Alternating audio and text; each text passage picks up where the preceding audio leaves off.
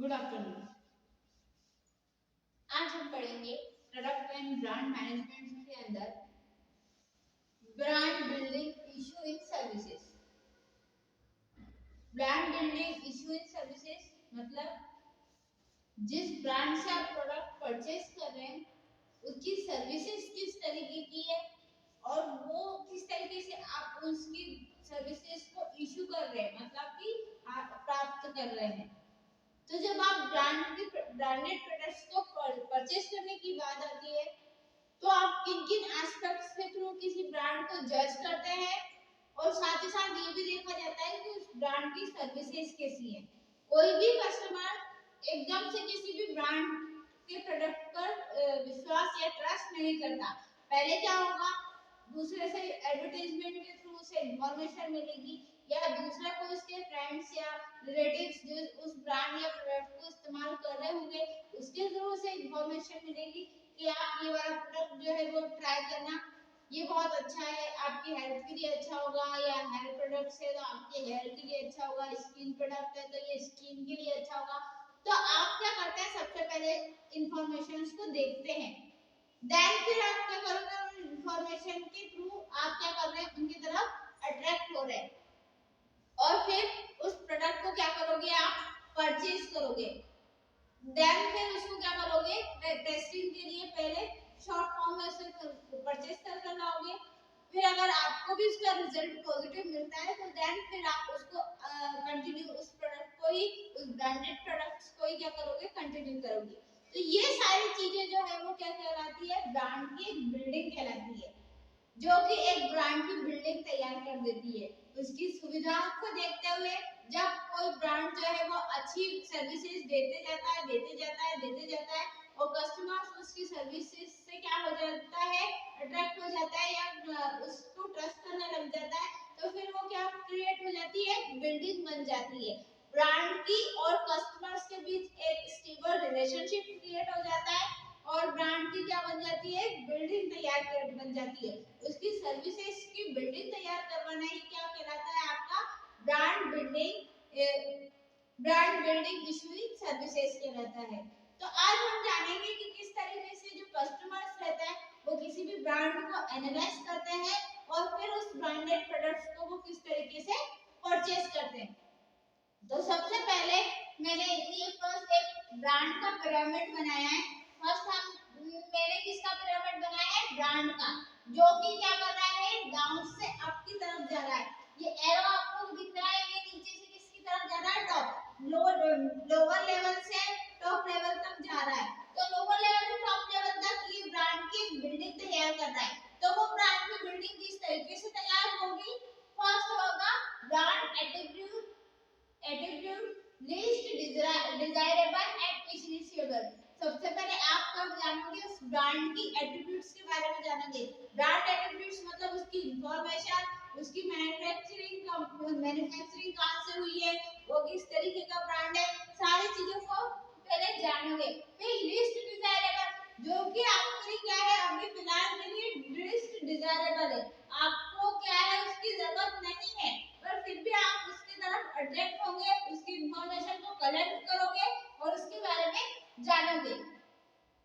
फिर क्या हो जाएंगे, अगर आप उस प्रोडक्ट को अपना लोगे, आप उसकी इंफॉर्मेशन लेकर जब उस प्रोडक्ट को अपना लोगे तो फिर नेक्स्ट जो लेवल आता है which is called brand benefit desirable.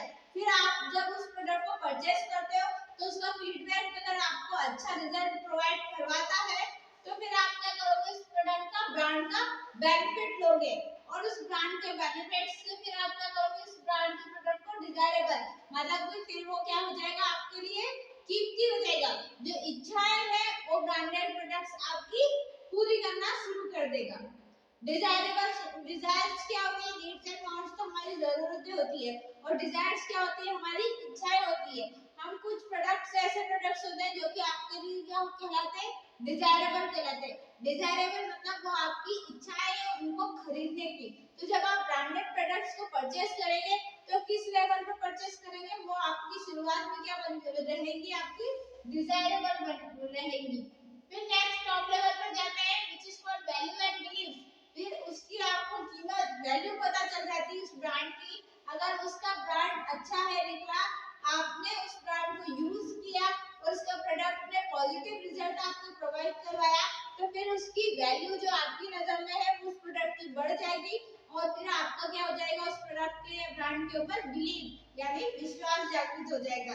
तो ये 3 एस्पेक्ट से या 3 लेवल से क्या बन जाता है, एक ब्रांड का बिल्डिंग बन जाता है।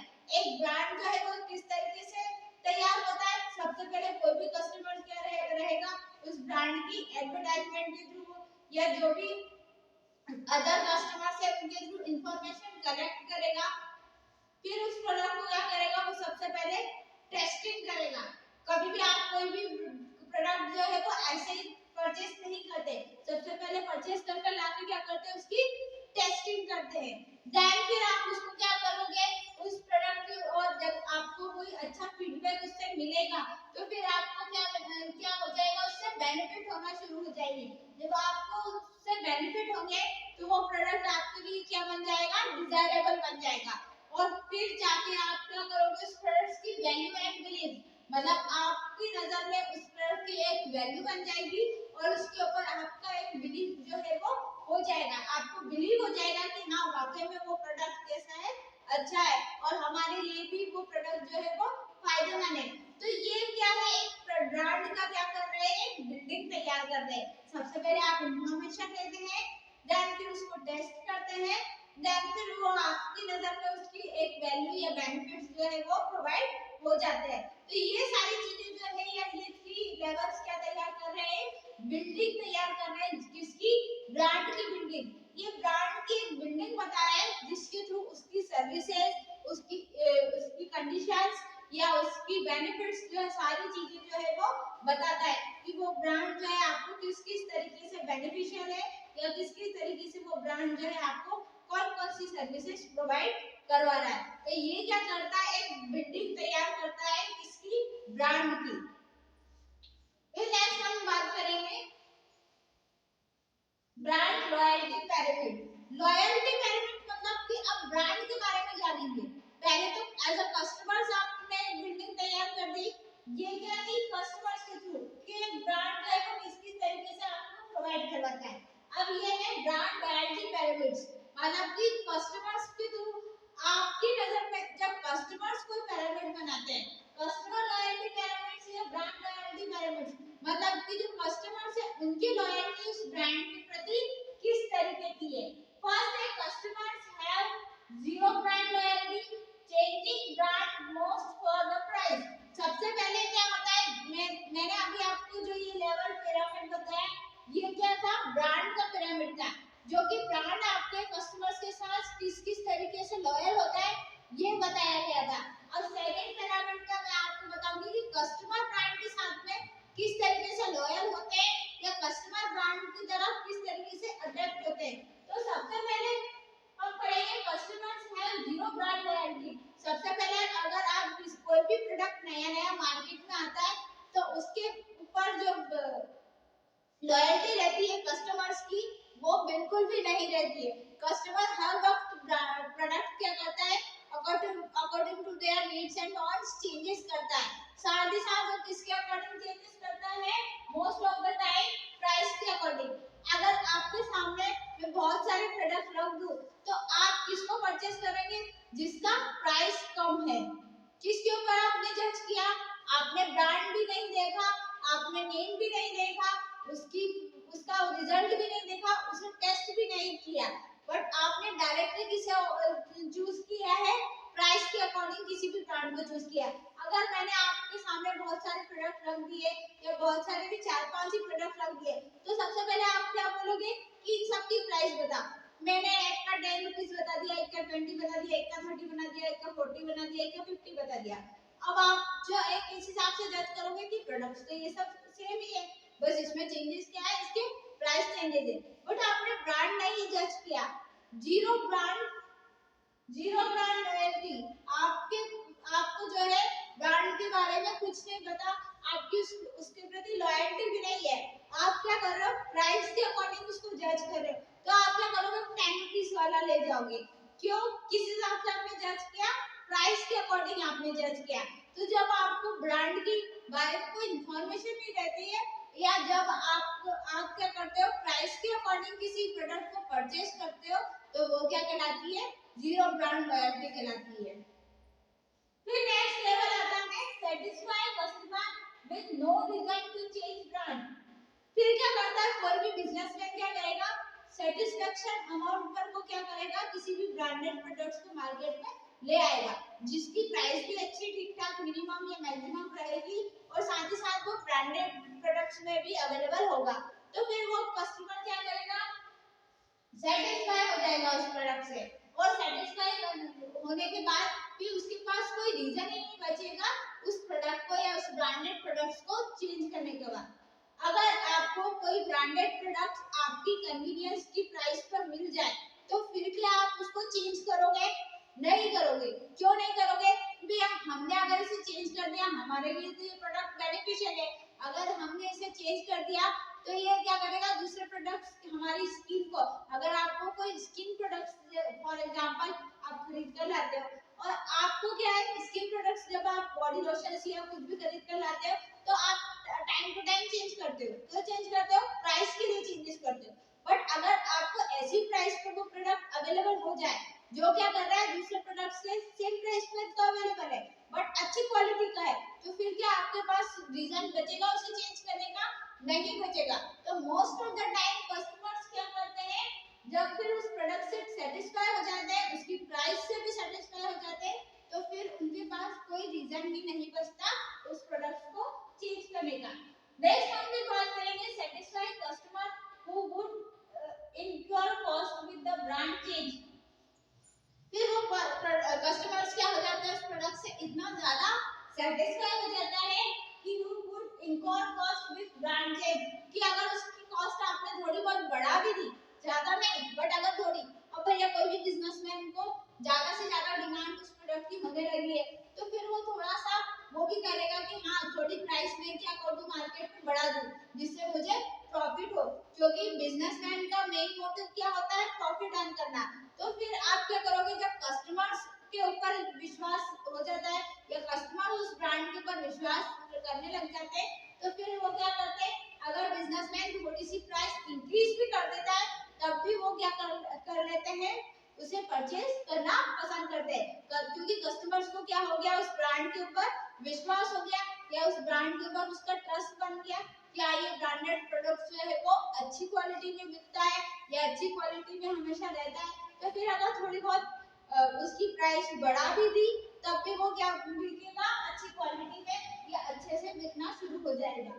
फिर नेक्स्ट इज ये दो मैच बने या फ्रेंड्स बने, ये दो फ्रेंड है जो कि क्या है एक दूसरे को किसी ब्रांडेड प्रोडक्ट्स के बारे में बता रहे हैं। फर्स्ट है customer value brand as perceive it is as friend.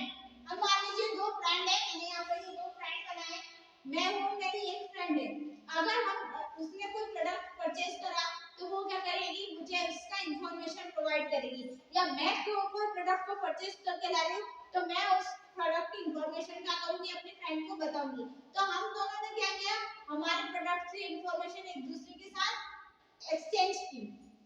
इससे क्या होगा जब हम एक्सचेंज करेंगे तो इससे उस प्रोडक्ट्स की पब्लिसिटी भी बढ़ेगी, साथ ही साथ वो प्रोडक्ट्स को दूसरे कस्टमर उसकी तरफ क्या होंगे अट्रैक्ट होंगे। अब मान लीजिए मैं जो प्रोडक्ट खरीद के लाई हूँ मैंने उसको इंफॉर्मेशन दी कि वो प्रोडक्ट बहुत अच्छा है तो इस्तेमाल करके देखो बहुत अच्छा है, आपको उससे पॉजिटिव इंपैक्ट जो है वो देखने को मिलेंगे।